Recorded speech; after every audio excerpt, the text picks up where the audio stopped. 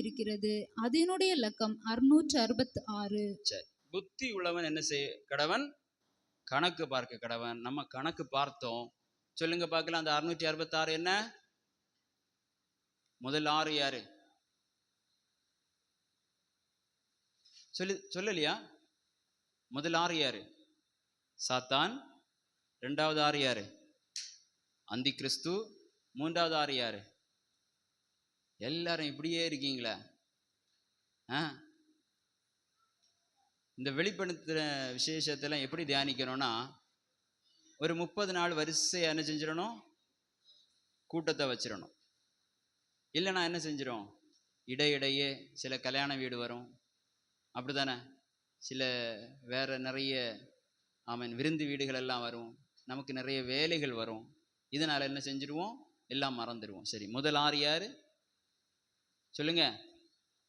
சாத்தான். இரண்டாவது 6 அந்தி கிறிஸ்து. மூன்றாவது 6 கள்ள தீர்க்கதரிசி. இந்த 3 பேரும் தான் இதுல வருவார்கள். சரி, அப்போ தங்கள் தங்கள் வலதுகைகளிலாவது தங்கள் நெற்றிகளிலாவது இதை தரித்து கொள்ள வேண்டும் என்று சொல்லி என்ன செய்தது? நிர்பந்தித்தது, வற்புறுத்தினது. அதாவது உங்களுக்கு விருப்பம் இருக்கோ இல்லையோ, நீங்க என்ன செய்யணும்? உங்களுடைய கைகளிலாவது நெற்றிகளிலாவது கண்டிப்பாக இந்த முத்திரையை தரித்திருக்க வேண்டும். இந்த முத்திரையை தரிக்காதவர்கள் இந்த உலகத்திலிருந்து எந்த ஒரு கடையில இருந்தோ என்ன செய்ய முடியாது? ஒரு பொருளையும் வாங்கவும் முடியாது, தங்களுடைய பொருட்களை சந்தையிலே விற்க முடியாது, மார்க்கெட்டிங் பண்ண முடியாது, தங்களிடத்தில் இருக்கிறதான பொருட்களை கொடுக்கவும் முடியாது, பொருட்களை வாங்கவும் முடியாது. ஆனால் என்ன ஒரு முத்திரை போடப்பட்டது? வெளிப்படுத்தின விசேஷம் 7வது அதிகாரம் 3வது வசனத்தை வாசிப்போம். நாம் நமது தேவனுடைய ஊழியக்காரரின் நெற்றிகளில் முத்திரை போட்டு தீரும் அளவும் பூமியையும் சமுத்திரத்தையும் மரங்களையும் சேதப்படுத்தாதிருங்கள் என்று மகா சத்தமிட்டு.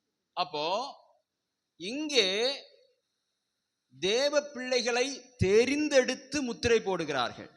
இங்க விரும்புகிறவர்களுக்கோ எல்லாருக்கும் கிடையாது இந்த முத்திரை. தேவ பிள்ளைகளுக்கு பரலோகத்தினுடைய கட்டளையின்படியாக என்ன போடப்படுகிறது? முத்திரை போடப்படுகிறது. இங்கே எல்லாருக்கும் ஆதார் கார்டு கண்டிப்பா எடுக்கணும்னு சொல்ற மாதிரி ஆதார் கார்டு அல்ல அந்த முத்திரை. சரியா? அதனால ஆதார் கார்டு எடுக்கிறது தப்புன்னு நினைச்சிருக்காங்க. இப்பவும் ஆதார் கார்டு எடுக்காம நிறைய பேர் இருக்கிறாங்க.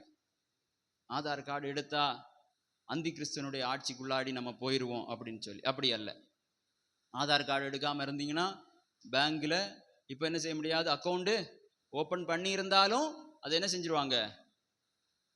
கேன்சல் பண்ணிடுவாங்க. ஆதார் கார்டையும் பேன் கார்டையும் லிங்க் பண்ணலைன்னா என்ன செஞ்சிருவாங்க? கேன்சல் பண்ணிடுவாங்க. அப்போ வேதத்திலே இருக்கிறதான இந்த காரியங்களுக்கு எப்படி முன்னூட்டமாக இருக்கிறது பாருங்கள். அப்படிதானே? அல்லேலூயா. சந்தையிலே நாம் எந்த ஒரு டிரான்சாக்ஷனும் பண்ண முடியாது. அதே போல பேங்க்ல போய் நம்ம ஒரு டிரான்சாக்ஷன் பண்ணணும்னா நம்முடைய ஆதார், நம்முடைய பேன் கார்டு இதெல்லாம் என்ன பண்ணியிருக்கணும்? லிங்க் பண்ணியிருக்கணும். இப்போ உங்களுடைய ஆதார் கார்டையும் பேன் கார்டையும் லிங்க் பண்ணும்போது உங்களுடைய குடும்பத்தினுடைய வருமானம் எவ்வளவு என்பதை சரியாக கணக்கு போட்டு விடுவார். உங்களுடைய ஆண்டு வருமானம் என்ன? முந்தியெல்லாம் கேட்டால் 10,000 ரூபான்னு போட்டு ஃபார்ம் எழுதி என்ன செஞ்சிருவாங்க? கொடுத்துருவாங்க. எல்லாம் அப்படி பண்ண முடியாது. எவ்வளவு ரூபாய் வருகிறது என்பதை சரியாக கணக்கு பார்க்கும்படியாக தான் இந்த திட்டங்கள் எல்லாம் வந்திருக்கு. அதுக்கு மேல போச்சுன்னா இன்கம் டேக்ஸ் நம்ம கட்டணும், வருமான வரி கட்டணும். பாருங்கள், இதற்கெல்லாம் மாதிரியாக இப்போது வந்திருக்கிறது. இதைவிட அதிகமாக இனி கண்டிப்பாக நம்மை வற்புறுத்துவார்கள். இந்த முத்திரை நீங்கள் தரித்தாக வேண்டும். அப்போ வெளிப்படுத்தல் 14:1வது வசனம் என்ன சொல்லுகிறது? பின்பு நான் பார்த்தபோது இதோ சீயோன் மலையின் மேல் ஆட்டுக்குட்டியானவரையும் அவரோட கூட அவருடைய பிதாவின் நாமம் தங்கள் நெற்றிகளில் எழுதப்பட்டிருந்த 144,000 பேரையும் நிற்க கண்டேன். அப்ப 2 முத்திரை போடப்படுகிறது. ஒரு முத்திரை ஆமென் நம்ம விருப்பப்பட்டு இல்ல, நாமாய் தரித்து கொள்வதல்ல, அங்கே போடப்படும் இங்கே நீங்க விருப்பப்பட்டாலும் படாம இருந்தாலும் வற்புறுத்தி அந்த முத்திரையை போடுவார். அப்போ முத்திரை போடப்பட்ட பரிசுத்தவான்கள், முத்திரையை தரித்த அவிசுவாசிகள்.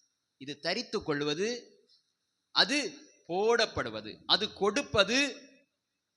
ஆமென். செலக்ட் பண்ணப்பட்ட, தெரிந்து கொள்ளப்பட்டவர்களுக்கு கொடுப்பது. இது அப்படியல்ல, கண்டிப்பாக எல்லாரும் பெற்றுக்கொள்ள வேண்டும் என்று சொல்லுவது. இரண்டாவது வசனத்தை வாசிப்போம். அல்லாமலும் பெருவெள்ள இரைச்சல் போலவும் பலத்த இடிமுழக்கம் போலவும் ஒரு சத்தம் வானத்திலிருந்து உண்டாக கேட்டேன். நான் கேட்ட சத்தம் சுரமண்டலக்காரர் தங்கள் சுரமண்டலங்களை வாசிக்கிற ஓசையை போலிருந்தது. அவர்கள் சிங்காசனத்துக்கு முன்பாகவும் 4 ஜீவன்களுக்கு முன்பாகவும் மூப்பர்களுக்கு முன்பாகவும் புது பாட்டை பாடினார்கள். அந்த பாட்டு பூமியிலிருந்து மீட்டு கொள்ளப்பட்ட 144,000 பேரே அல்லாமல் வேறு ஒருவரும் கற்றுக்கொள்ள கூடாதிருந்தது. ஸ்திரீகளால் தங்களை கரைப்படுத்தாதவர்கள் இவர்களே, கற்புள்ளவர்கள் இவர்களே, ஆட்டுக்குட்டியானவர் எங்கே போனாலும் அவரை பின்பற்றுகிறவர்கள் இவர்களே. இவர்கள் மனுஷரிலிருந்து தேவனுக்கும் ஆட்டுக்குட்டியானவருக்கு முதற் பலனாக மீட்டு கொள்ளப்பட்டவர்கள். அப்ப பாட்டு எங்க இருந்து தொடங்குதுன்னா 4வது வசனத்திலிருந்து தொடங்குது. இந்த பாட்டு யாருக்கும் புரியாதுன்னு சொல்லி இருக்கு. எப்படி? நல்லா கவனிங்க. 4வது வசனத்துல இருந்து ஒரு பாட்டு பாடி இருக்கு இல்லையா? இந்த பாட்டு அந்த முத்திரை போடப்பட்டவர்களுக்கு மட்டும்தான் புரியுமா? உங்களுக்கு முத்திரை போட்டிருக்கா? முத்திரையாக ஒரு பரிசுத்த ஆவியானவர் இருக்கிறாரா? அப்படின்னா உங்களுக்கு புரியும். அப்படி வித்தியாசமாய் புரிந்து இந்த ஸ்திரீகளால் தங்களை கரைப்படுத்தாதவர்கள் இவர்களே என்று சொல்லி ஒரு ஆவிக்குரிய சபை என்னும் ஒரு கூட்டத்தார் என்ன செய்ய மாட்டாங்க தெரியுமா? என்ன செய்ய மாட்டாங்க? திருமணம் பண்ண மாட்டாங்க. விவாகம் பண்ணாதிருக்கவும் அப்படின்னு ஒரு வசனம் இருக்கு அப்படின்னு சொல்லி அதை போதிப்பார்கள். விவாகம் பண்ணாதிருக்கவும் என்கிறதான வசனத்தை யார் சொல்வார் என்றால் கள்ள போதகர் சொல்வார் என்று அதே பகுதியில் வருகிறது. ஆமென். விவாகம் யாவருக்குள்ளும், சொல்லுங்க, கல்யாண வீட்டு ஆராதனைக்கு போனது இல்லையா? ஆராதனை முடிஞ்ச பிறகுதான் போவீங்களோ? முதல்ல நல்ல கூட்டமா இருக்கும் இல்லையா ஆராதனையில? சரி, இப்போ ரொம்ப வெயில் காலம், போக முடியாது. சரி, கவனிங்க. விவாகம் யாவருக்குள்ளும் கனம் உள்ளது. மனிதன் தனிமையா இருப்பது நல்லதல்ல என்று சொல்லி ஏற்ற வினையை துணையை சொல்லுங்க, துணையை. அப்போ தேவன் மனிதன் தனிமையா இருப்பதை விரும்பவில்லை. அடுத்தது, மனிதன் தேவன் இணைத்ததை மனுஷன் என்ன செய்யக்கூடாது. ஆனா சில சபையில இந்த வசனத்தை எடுத்து வைத்துக்கொண்டு நீங்க ரட்சிக்கப்பட்டாச்சு, இனி என்ன செய்யக்கூடாது? ஆமா, நீங்க திரும்ப பண்ணிட்டீங்களா, பிரிஞ்சிருங்க. என்ன செய்யறாங்க? பிரிச்சு விட்டுருவாங்க. அப்படிதான் சபை கேள்விப்பட்டிருக்கீங்களா? கேள்விப்பட்டது இல்லையா? பாருங்க, நீங்க அக்கம் பக்கம் எங்கேயும் பாக்குறது இல்லை போல இருக்கிறத. நம்ம ஊர்லயே இருக்கு அப்படி ஒரு சபை. அவைய ஒரு பெரும் கூட்டத்தார். ஆமென். எச்சரிக்கையா இருக்கணும். இப்ப எல்லாம் வரமாட்டாங்க. இப்ப நம்ம தரித்திரவாசிகள். கொஞ்சம் நல்ல டெவலப் ஆனீங்கன்னு வச்சுக்கிடுங்களேன், அப்படியே உங்க தலையில கை வச்சு நின்னே கர்த்தாவை விழிக்கணும் அப்படின்னு சொல்லிடுவாங்க. எதுக்கு? ஊழியத்துக்கு. அடுத்தது விழிச்சு கணவனே மனைவி என்ன செஞ்சிருவாங்க? இந்த வசனத்தை சொல்லி பிரிச்சிருவாங்க. அப்போ ஸ்திரீகளால் தங்களை கரைப்படுத்தாதவர்கள் என்று சொன்னால், பாருங்கள், ஏவாள் கனியை பறித்து புசித்து என்ன செய்தாள்? ஆதாமுக்கு கொடுத்தாள். அப்போ இதுல இருக்கிற காரியம் என்னவென்றால், ஏவாளுடைய போதனையை ஆதாம் கேட்டான். தேவனுடைய போதனையை கேட்காமல், நல்லா கவனிங்க, தேவனுடைய போதனை கற்பனை ஏற்கனவே இருக்கிறது. இப்போது அந்நிய போதனை, தேவ போதனைக்கு விரோதமான ஒரு போதனை வருகிறது. அந்த போதனையை அவன் கேட்டான். அப்படி என்றால் இந்த உலகத்திலே அந்நிய போதனைகளை பின்பற்றுகிறவர்கள் யார்? ஸ்திரீகளால் தங்களை கரைப்படுத்துகிறவர்கள். அல்லேலூயா. தேவனுடைய போதனை நமக்கு தெளிவாய் இந்த வேதத்திலே சொல்லப்பட்டிருக்கிறது. இதற்கு மாறாக வருகிறதான எந்த ஒரு போதனையையும் தேவன் விபச்சாரம் என்று சொல்லுகிறார். ஆமென். அப்போ இந்த பாட்டை யாரும் புரிந்து கொள்ள முடியாது என்று வேதம் சொல்லி இருக்கிறது. அப்போது தேவ பிள்ளைகளுக்கு புரியும், வேதத்தை நன்றாய் வாசித்தவர்களுக்கு இது புரியும். ஆமென். தேவனுடைய ரகசியம் தெரிந்தவர்களுக்கு இது புரியும். தொடர்ந்து வாசிப்போம். இவர்களுடைய வாயிலே கபடம் காணப்படவில்லை, இவர்கள் தேவனுடைய சிங்காசனத்துக்கு முன்பாக மாசில்லாதவர்களாய் இருக்கிறார்கள். பின்பு வேறொரு தூதன் வானத்தின் மத்தியிலே, இவர்கள் வாயில் கபடம் காணப்படவில்லை. கபடம் இல்லாத ஒரு ஜீவன் எது சொல்லுங்க? வீட்டில் வளர்க்கலாமா? சொல்லலாம், வளர்க்க ஒண்ண முடியாது. அது உருமுனா என்ன செய்யுமா? என்ன வரும்? தரித்திரம் வருமா? அப்படிதானே? ஆனா புறாவை கபடமில்லாதவர் என்று, கபடமில்லாத ஜீவன் என்று சொல்லி வேதத்திலே சொல்லி இருக்கிறது. புறாவை போல சொல்லுங்க, புறாவை போல. அப்போ அங்கே நிற்கிறவர்களை குறித்து பாடப்படுகிற பாடல் அது எந்த வசனம்? 5வது வசனம். இவர்கள் தேவனுடைய சிங்காசனத்துக்கு முன்பதாக எப்படி இருக்கிறார்கள்? சாட்சி. ஆட்டுக்குட்டியானவருடைய ஆமென் இரத்தத்திலே தோய்த்து வெளுத்தவர்கள். அங்கே நிற்கிற தேவ பிள்ளைகள் யாரு? நம்ம எல்லாரும் தான். நம்ம நீதிமான்கள் அல்ல, நாம் மாசுள்ளவர்கள் தான், நாம் அக்கிரமக்காரர் தான், நாம் குற்றமுள்ளவர்கள் தான். ஆனால் மாசில்லாதவர்களாக எப்படி மாறுகிறோம் என்று சொன்னால், இயேசுவின் மரணத்தை நாம் ஏற்றுக்கொண்டிருக்கிறோம். அல்லேலூயா. அந்த சிலுவையின் பாடுகளை அறிந்து என்ன செய்கிறோம்? ராபோஜனத்தில் பங்கெடுக்கிறோம், கர்த்தருடைய பந்தியில பங்கெடுக்கிறோம். ஆண்டவர் என்ன சொன்னார்? என்னுடைய இரத்தத்தையும் மாமிசத்தையும் புசிக்கிறவனுக்கு என்ன உண்டு? நித்திய ஜீவன் உண்டு. அந்த நித்திய ஜீவனுக்காக வந்திருக்கிறவர்களை பார்த்து பாடப்படுகிற பாடல் இது. வேற யாருக்கும் புரியாது. இவர்கள் மாசில்லாதவர்கள். அல்லேலூயா. இவர்கள் கபடம் இல்லாதவர்கள். எனவேதான் தேவன் தன்னுடைய மலை பிரசங்கத்திலே நம்மை பார்த்து சொல்லுகிறார். என்ன சொல்லுகிறார்? 5வது அதிகாரத்துல, ஆவியிலே எளிமையுள்ளவர்கள். இந்த குணங்கள் தான் கபடமில்லாத குணம். அதை வாசிங்க பார்க்கலாம். 5வது அதிகாரத்தை எடுத்துக்கொள்ளுங்கள். ஆவியில யாருக்கு கபடம் இல்லையோ அவங்க எடுத்து இப்ப வாசிப்பாங்க. எளிமை. பாஸ்டர் வாசிச்சாச்சு, எனக்கு ஒரி. பாஸ்டர் வாசிங்க. காணாம சொன்னது. ஆவியில் எளிமை உள்ளவர்கள் பாக்கியவான்கள்.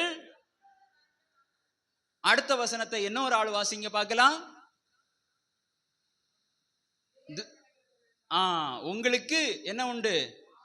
உண்டு. அடுத்த வசனத்தை இன்னொரு ஆள் வாசிங்க. ஆமா உண்டு. அடுத்த வசனத்தை இன்னொரு ஆள் வாசிங்க.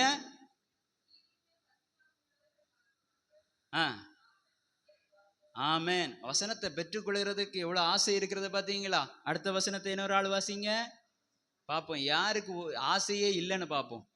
வாசிங்க. இல்ல.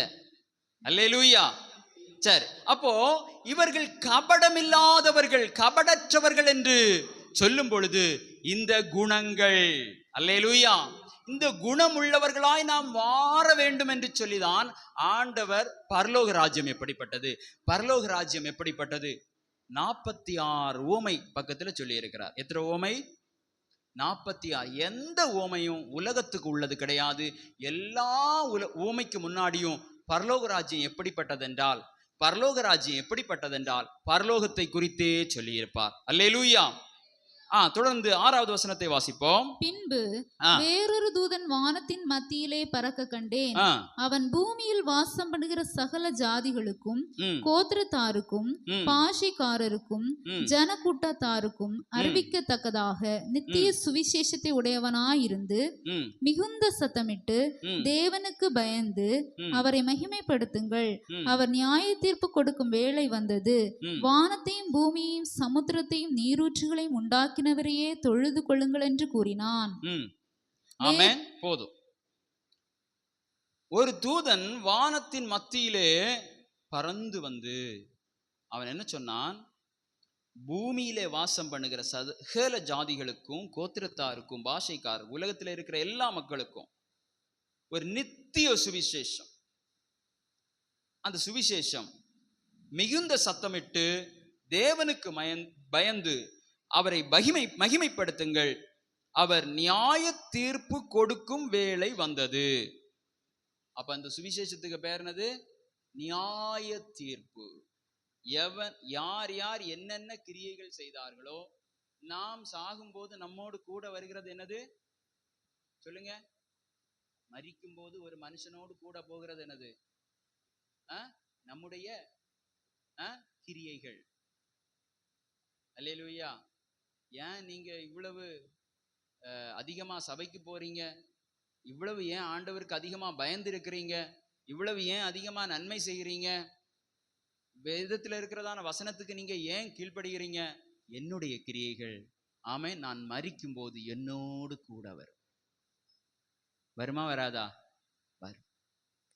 புறாவை போல கபடற்றவர்களாய், கபடமில்லாதவர்களாய், மாசில்லாதவர்களாய், ஆமென், அவருக்கு முன்பதாக நிற்பதற்கு அந்த கிரியைகள் ஒன்றும் மறக்கப்படுவது, ஒன்றும் அழிஞ்சே போகாது, நன்மையானாலும் தீமையானாலும். அப்போ கிறிஸ்து இயேசுவுக்குள் ரட்சிக்கப்பட்டவருடைய தீமைகள் இயேசு கிறிஸ்துவுக்குள் வரும்பொழுது அது நன்மையாய் மாறுகிறது. அல்லேலூயா. ஆமென். அந்த தீமைகளை தேவன் சொல்லி நம்முடைய மனசை தாழ்மைப்படுத்த, நம்மை தாழ்த்தி, ஆமென், அல்லேலூயா, நாம் ஒன்று கூட பரிசுத்தமாகும்படியாக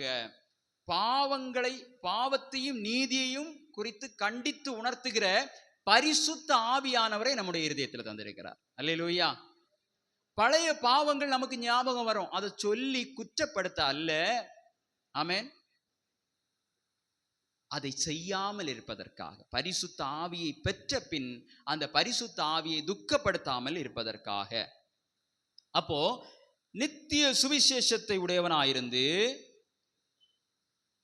அவர் நியாய தீர்ப்பு கொடுக்கும் வேளை வந்தது. வானத்தையும் பூமியையும் சமுத்திரத்தையும் நீரூற்றுகளையும் உண்டாக்கினவரையே தொழுது கொள்ளுங்கள் என்று கூறினான். வேறொரு தூதன் பின் சென்று, பாபிலோன் மகாநகரம் விழுந்தது, தன் வேசித்தனமாகிய உக்கிரமான மதுவை சகல ஜாதிகளுக்கும் குடிக்க கொடுத்தாளே என்றான். அப்படி என்றால் அந்த மது என்பது, ஆமென், தேவனுக்கு பிரியமில்லாத விக்கிரக ஆராதனை. அதை பின்பற்றும்படியாக, அந்நிய போதனைகளை பின்பற்றும்படியாக எல்லா ஜனங்களுக்கும் மாதிரியாக செயல்பட்டபடியினாலே அந்த பாபிலோன் மகாநகரம் விழுந்தது என்று வேதம் சொல்லி இருக்கிறது. அந்த பாபிலோனிலே தான் இந்த அந்தி கிறிஸ்து தன்னுடைய அரசாட்சியை அமைப்பான் என்றும் வேதத்தில் சொல்லப்பட்டிருக்கிறது. 10வது வசனத்தை வாசிப்போம். அவன் தேவனுடைய கோபாக்கினையாகிய பாத்திரத்திலே கலப்பில்லாமல் வார்க்கப்பட்ட அவருடைய உக்கிரமாகிய 9 வாசியுங்கள். அவர்களுக்கு பின்னே 3ஆம் தூதன் வந்து மிகுந்த சத்தமிட்டு மிருகத்தையும் அதன் சொரூபத்தையும் வணங்கி தன் நெற்றியிலாவது தன் கையிலாவது அதன் முத்திரையை தரித்து கொள்கிறவன் எவனோ அவன் தேவனுடைய கோபாக்கினையாகிய பாத்திரத்திலே கலப்பில்லாமல் வார்க்கப்பட்ட அவருடைய உக்கிரமாகிய மதுவை குடித்து பரிசுத்த தூதர்களுக்கு முன்பாகவும் ஆட்டுக்குட்டியானவருக்கு முன்பாகவும் அக்கினியினாலும் கந்தகத்தினாலும் வாதிக்கப்படுவான். பாருங்கள், கடைசி 3.5 ஆண்டு உபத்திரவ காலத்திலே இந்த முத்திரையை தரித்தவர்கள் கொஞ்சம் சந்தோஷமா இருப்பாங்க. ஏன் தெரியுமா? அவர்கள் வீட்டுல பட்டினி இருக்காது, பசி இருக்காது, நன்றாய் ஜீவனம் பண்ணுவார்கள். எல்லாரும் சொல்லுவார்கள், இந்த முத்திரை தரித்து கொண்டது நல்லது என்று சொல்லுவார்கள். இப்பொழுது தேவன் நியாய தீர்ப்பு கொடுக்கும் வேளை வந்தவுடனே அந்த மூன்றாவது தூதன் வந்து என்ன சொல்லுகிறான்? மிருகத்தையும் சொரூபத்தையும் வணங்கி தன் நெற்றியிலாவது தன் கையிலாவது யாரெல்லாம் முத்திரையை வைத்திருக்கிறார்களோ அவன் தேவனுடைய கோபாக்கினையாகிய பாத்திரத்திலே கலப்பில்லாமல் வார்க்கப்பட்ட அவருடைய உக்கிரமாகிய மதுவை குடித்து பரிசுத்த தூதர்களுக்கு முன்பதாகவும் ஆட்டுக்குட்டியானவருக்கு முன்பாகவும் அக்கினியினாலும். மத்தேயுல ஒரு வசனம் இருக்கிறது, நான் அதற்கு பாத்திரன் அல்ல, எனக்கு பின் வருகிறவரோ எப்படி ஞானஸ்நானம் கொடுப்பாராம்? அது வாசிங்க பார்க்கலாம்.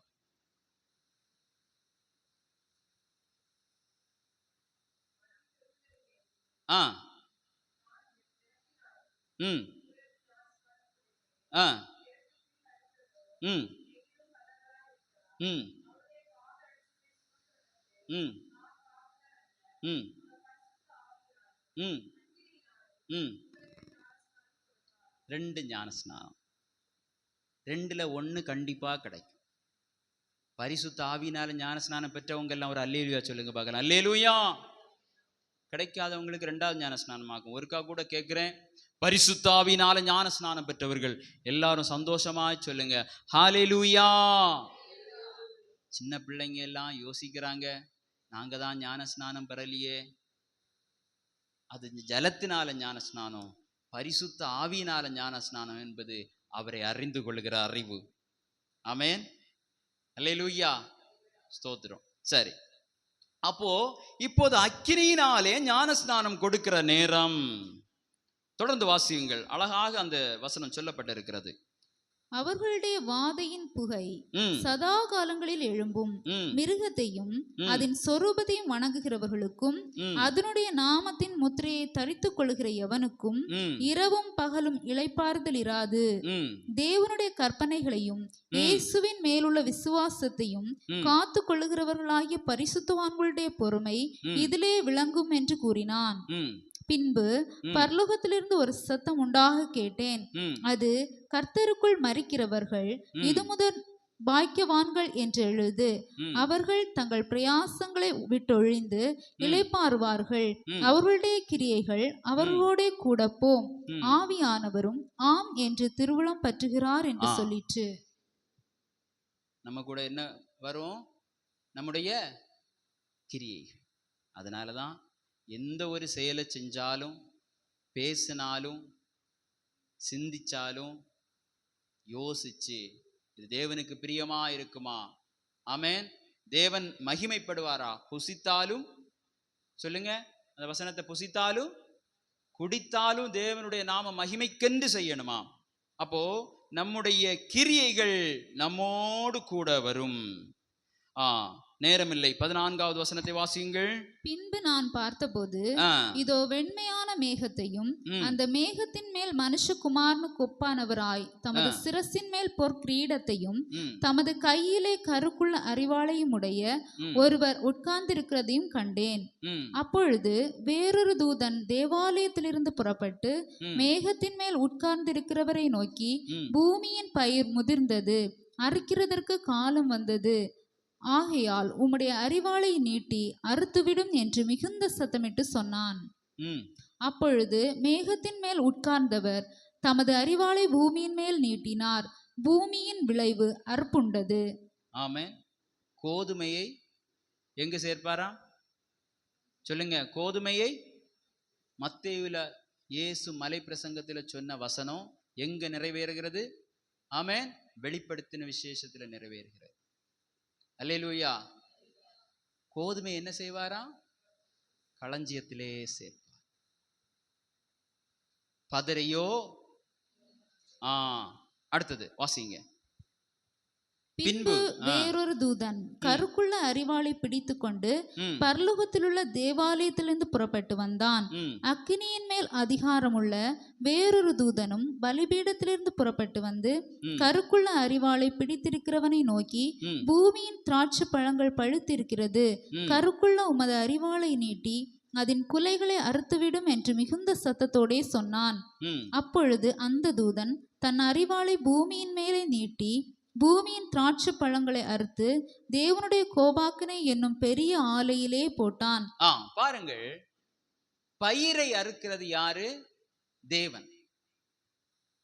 பயிர் நல்ல ஆமேன் கதிர்கள் இவையெல்லாம் தேவன் எடுத்துக்கொண்டார். பின்பு இருக்கிறது திராட்சை பழங்கள். இவை எது காட்டுகிறது என்று சொன்னால், துன்மார்க்கருடைய துன்மார்க்கம், அக்கிரமக்காரருடைய அக்கிரமம், அந்த கெட்ட கனிகளை கொடுத்தவர்கள் அவர்களை ஆமேன் அறுவடை செய்யும்படியாக, அதாவது நியாய தீர்ப்பு செய்யும்படியாக பரலோகத்திலிருந்து தான் ஒரு தேவதூதன் வருகிறார். ஆமேன். வந்து இன்னொரு தூதன் எங்கிருந்து வருகிறார்?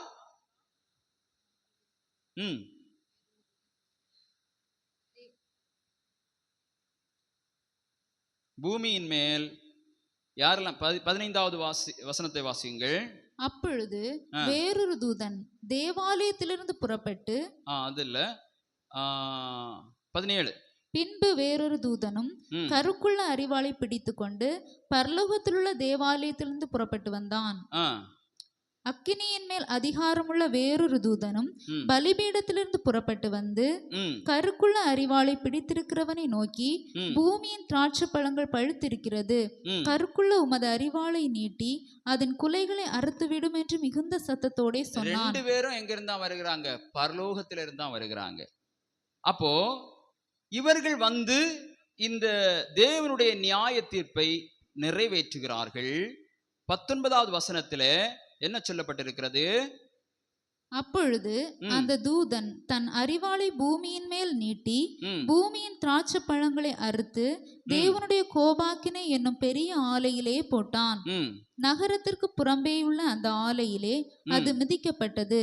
அந்த ஆலையிலிருந்து 1600 ஸ்தாதி தூரத்திற்கு இரத்தம் புரண்டு குதிரைகளின் கடிவாளங்கள் மட்டும் பெருகி வந்தது. இங்கு ஒரு அளவு சொல்லப்பட்டிருக்கிறது. என்ன அளவு? ஸ்தாதி. இங்கிலீஷ்ல ஸ்டாடியா அப்படின்னு சொல்லுவாங்க. ஒரு ஸ்டாடியானா 185 மீட்டர். இப்ப இங்க எத்தனை ஸ்டாடியா சொல்லி இருக்கிறது? 1600. 1600 × 185 எவ்வளவுனா 296 கிலோமீட்டர். இங்க இருந்து பார்த்தா மதுரையை தாண்டி அந்த அளவுக்கு இந்த துன்மார்க்கருடைய இரத்தம் புரண்டோடுமா. பாவம் செய்தவர்களுடைய அந்த பாவத்தினாலே வருகிறதான விளைவு. ரோமர் 6:3 வாசியுங்கள். ரோமர் 6வது அதிகாரம் 23வது வசனத்தை வாசிப்போம். பாவத்தின் சம்பளம் மரணம். பாவத்தின் சம்பளம் மரணம். மரணம். யாரும் தப்ப முடியாது. யாரும் தப்பி போகவே முடியாது. பாவத்தின் சம்பளம் மரணம். அவனுடைய அக்கிரமங்களுக்கு தக்கதாக அவர் யாரையும் தப்ப விடாமல், நகரத்திற்கு புறம்பே முதலிலே ஒருவர் சிலுவையிலே அறையப்பட்டாரே, அவரோடு கூட யாரெல்லாம் அறையப்படவில்லையோ அவர்கள் திரும்பவும் நரகத்திற்கு பின்பாக ஒரு மரணம் அடைவார்கள். அவருடைய இரத்தம் 296 கிலோமீட்டர் வழிந்து ஓடும். குதிரைகளின் கடிவாளம் மட்டும் உயரும் என்று வேதம் சொல்லி இருக்கிறது. பாவத்தின் சம்பளம் மரணம். யாருக்கு இந்த மரணம்? விசுவாசத்தை காத்து கொள்ளாதவர்களுக்கு. ஆமென். பரிசுத்தவான்களுடைய பொறுமை இதிலே விளங்கும். அன்று கைவிடப்பட்டு முதலாவது சபையோடு எடுத்துக்கொள்ளப்படாத,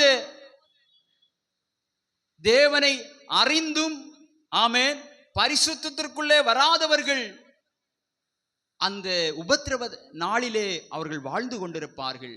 அப்பொழுது பரிசுத்தத்தை காத்து கொள்ளுகிறவர்கள், அந்த முத்திரையை தரிக்காதவர்கள் பல பாடுகளை பட்டு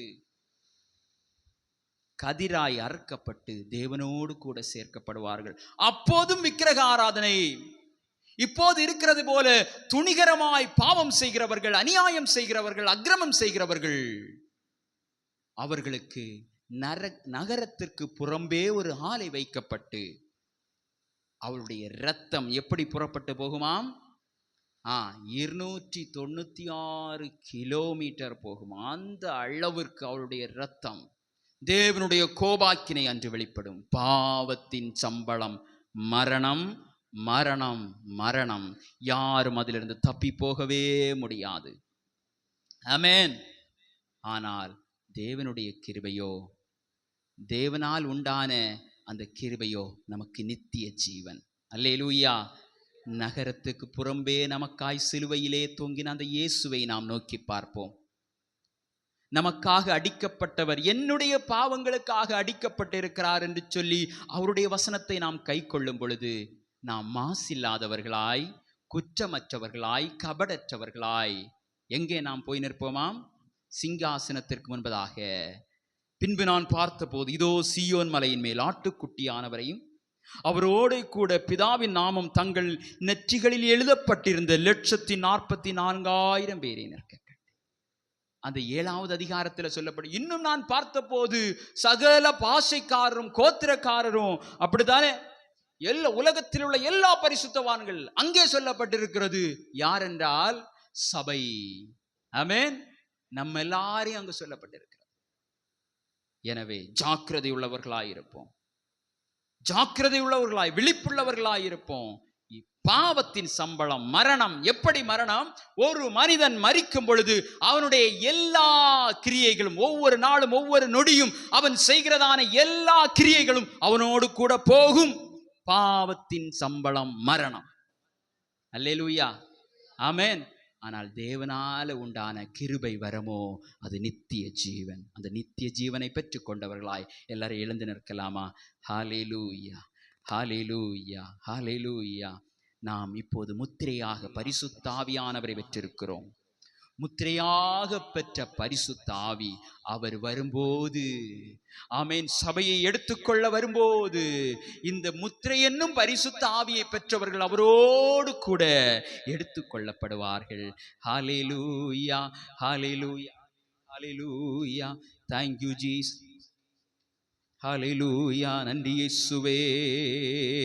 எல்லாரும் நாம் தேவனை நோக்கி பார்ப்போம். நமக்காய் ஜீவனை கொடுத்து நகரத்திற்கு புறம்பே பாடுபட்ட அந்த தேவனுடைய, ஆமென், ஸ்தோத்திரம், ஸ்தோத்திரம், பாவ மன்னிப்பினாலே, ஹல்லேலூயா, நம்முடைய பாவங்கள் எல்லாம் மன்னிக்கப்பட்டிருக்கிறது.